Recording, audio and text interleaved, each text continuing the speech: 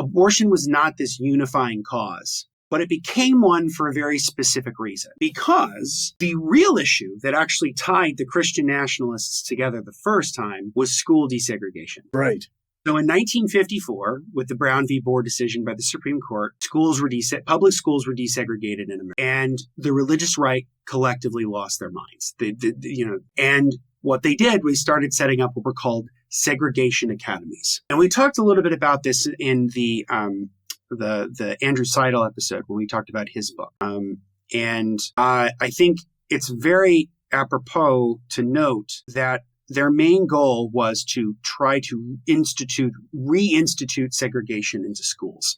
Right. So it was trying to find ways to funnel public money into private religious institutions, particularly these schools. But they knew that if they ran on that at the time, that they knew that was not going to be the unifying thing, because people like public schools. Yeah, that's right. Most Americans like public schools. Most American kids go to public schools. Okay.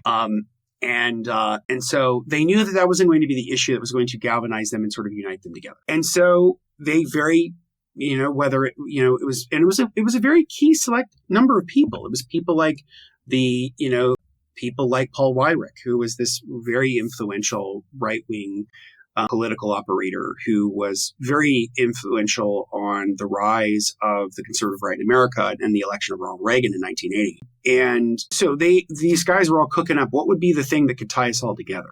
What could be the thing? And it was abortion. They realized there was this untapped sort of energy that they could go to because for a lot of people, that there were people who, abortion is very clear cut for them. They just sort of see it as being, an ending of a life, and for religious reasons. Right. But it wasn't as galvanizing until the religious right started to explicitly organize around it.